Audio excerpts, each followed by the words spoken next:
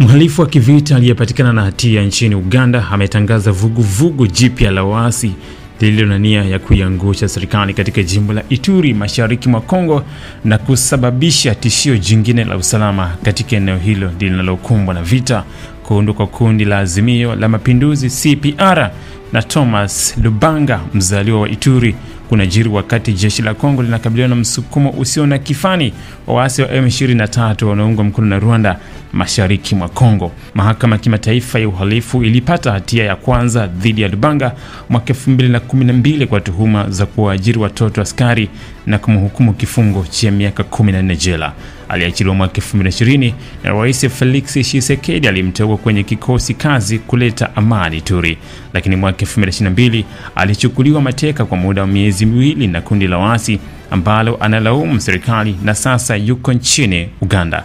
Katika majibu yaliyoandikwa kwa maswali kutoka Reuters, Lubanga alisema CPR inawahusika wa kisiasa na kijeshi, wakiwemo watu wenye silaha katika maeneo matatu ya Ituri.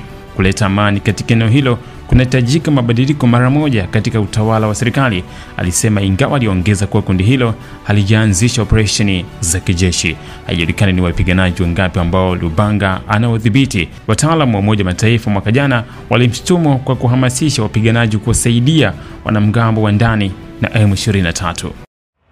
Dataflow inakuletea internet ya uhakika, ni salama na huunganisha kwa haraka. Unganisha na watu zaidi ya 30 kwa wakati mmoja. Inakaa na chaji kwa muda mrefu zaidi ya masaa 11. Pata data mtelezo yenye kasi kwa gharama nafuu. Wasiliana nasi.